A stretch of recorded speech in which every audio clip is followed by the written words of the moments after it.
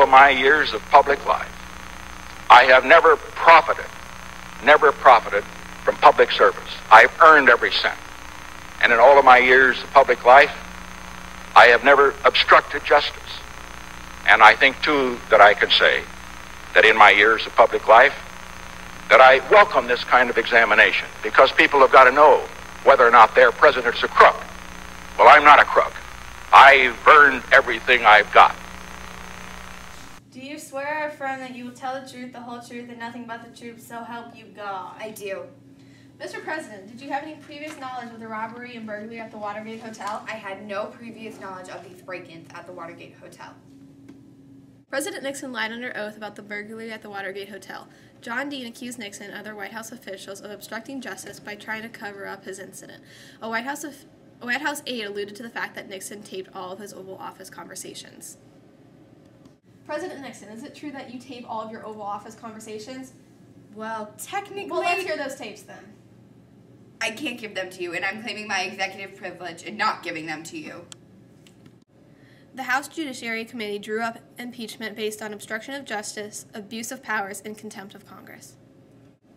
Next was the Saturday Night Massacre, where Nixon fired his Attorney General because he would not aid Nixon in firing the prosecutor. The Supreme Court ruled that Nixon could not withhold evidence from the case by claiming his executive privilege. Nixon was forced to release the full, unedited version of the tapes. Thank God it wasn't Colson. The FBI interviewed Colson yesterday. They determined that that would be a good thing to do. To have him take a interrogation, which he did. And that, the FBI guys working the case had concluded that there were one or two possibilities. One, that this was a White House. They don't think there's anything about the election committee. They think it was either a White House operation that had some obscure reasons for it, non-political, or was the Cubans and the CIA. And after their interrogation of Colson yesterday, they concluded it was not White House, so they're now convinced it's a CIA thing. So the CIA turnoff would... Well, I have not heard their analysis. I don't say that. You don't want to check. You call them, yeah. Good deal.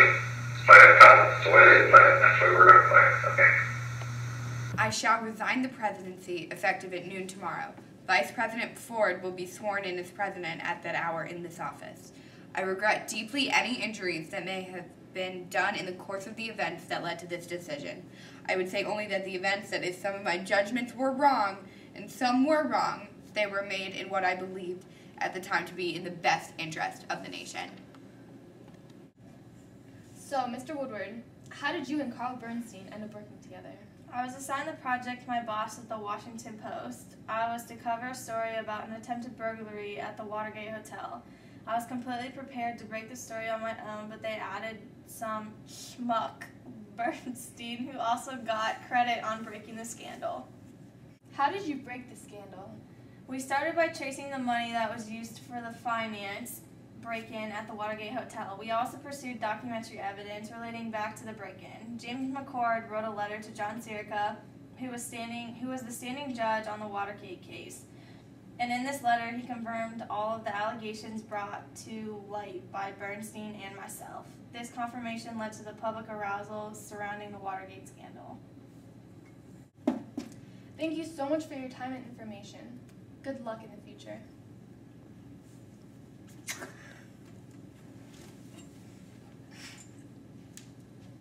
President Nixon, did you have any previous knowledge about the scandal?